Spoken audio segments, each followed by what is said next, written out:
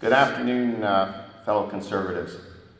Hello, my name is George Bridge. I'm the Mayor of Minto. When John asked me to nominate him, I was pleased to do so, recognizing his commitment to the lower tier government, having served 4 years at West Perth as a councillor. I know the time and commitment to that was hard. And it's very important that our members in Ottawa understand the challenges of the lower tiers. We get 8% of the taxes and over 60% of the infrastructure. So without support from the federal government, we will never be able to reduce our infrastructure deficit. It's good that we can see from our federal Conservative government that we've got $270 million over the next 10 years, and we still continue our gas tax. I'd like to give a round of applause for that.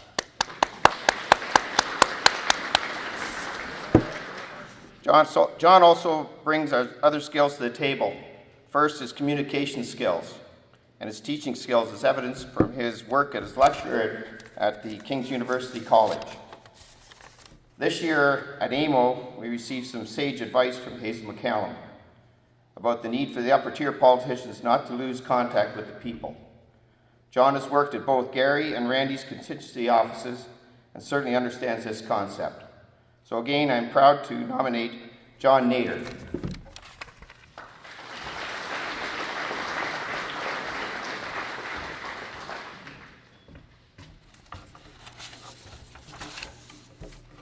Good afternoon, fellow Conservatives.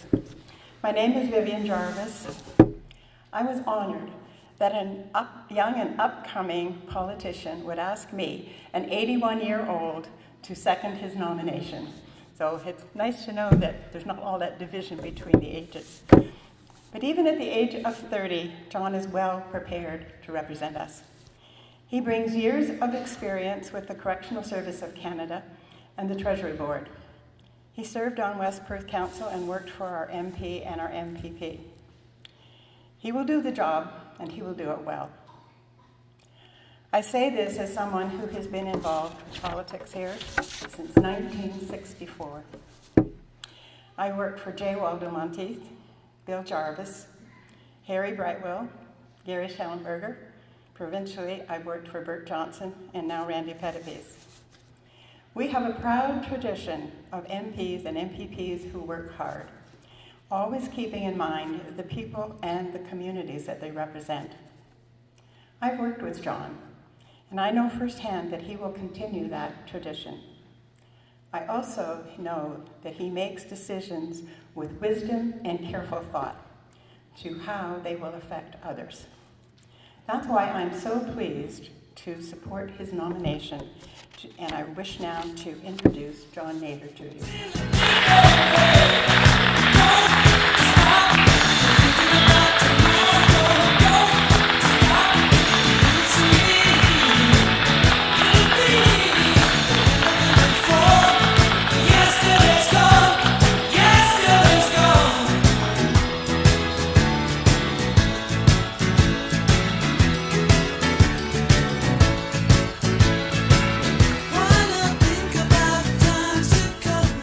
Good afternoon, and thank you for that very kind introduction. George and Vivian represent the very best of public service. They have dedicated themselves to their communities and made them stronger. George Bridge has served his community with dedication and distinction. For George, public service is quite literally in his blood. His father served as Reeve of Harriston and as Warden of Wellington County, and his grandfather served as Reeve of Palmerston for over 15 years. Mayor Bridge is carrying on that proud legacy, and only 12 days ago was re-elected as the Mayor of Minto. Best wishes for your second term, and thank you. For Vivian Jarvis, public service is equally impressive.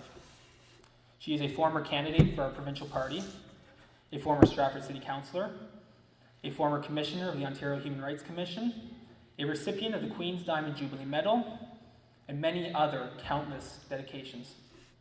But her greatest work has come not with any title, but her hard work behind the scenes, working for our party and our candidates for over 50 years. She's a loyal, trusted figure in this riding, and to everything she brings a degree of spirit, service, common sense, and humility. George and Vivian, thank you. I am honored to have your support. For a farm kid from Logan Township, today is a special day for me. I am exceptionally honored to stand here today as a candidate for nomination for the Conservative Party of Canada. Over a decade ago, I was a young and eager university student, struggling to make ends meet while trying to pay my own way through university. But in September 2003, I was given the opportunity of a lifetime. In true Conservative fashion, Gary Schellenberger offered me a hand up and asked me if I would work in his office on Parliament Hill. I truly didn't know it then, but my life would be forever changed. Now, more than 11 and a half years later, I am still proud to call Gary boss. But I am even more proud to call him friend. Politics is not an easy lifestyle, but Gary has always put Perth-Wellington first, and I wish him and Judy all the very best on a much, much deserved retirement. Thank you.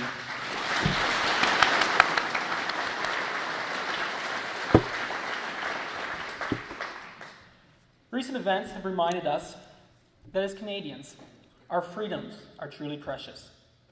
2 weeks ago, I had the honor of attending a mural unveiling at the Arthur Cenotaph. There, I was reminded of a very simple message, that freedom is not free.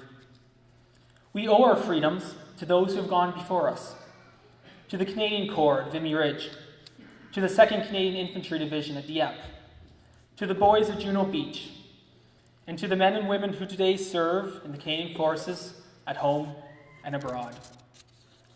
With Remembrance Day nearly upon us, and with the sacrifices of Corporal Cirillo and Warrant Officer Vincent only too fresh in our minds, we are reminded that there are Canadians paying for our treasured freedoms each and every day.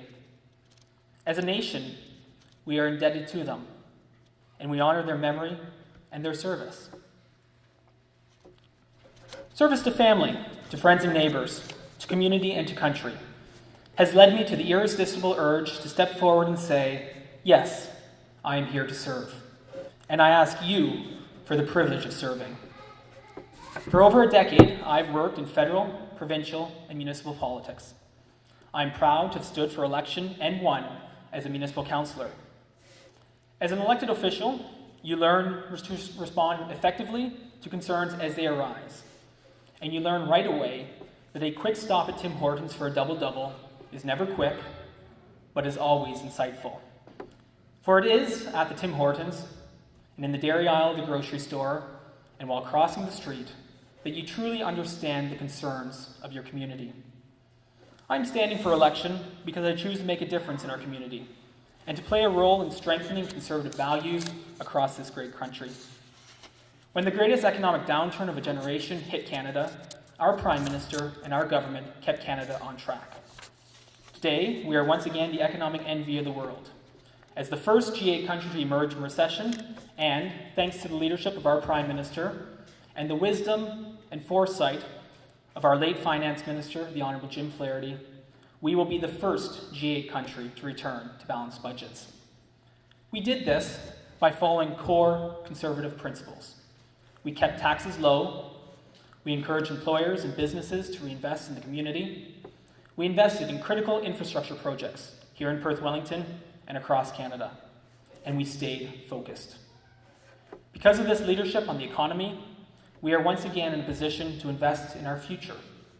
And that starts with supporting the family. I believe strongly that the family is the core building block of society, which is one of the reasons why I'm so proud of our party's commitment to income splitting for families with children. Income splitting will allow families greater flexibility to care for their children and to provide for their families in a way that works for them. As Conservatives, we also understand the importance of agriculture to our community and to our economy.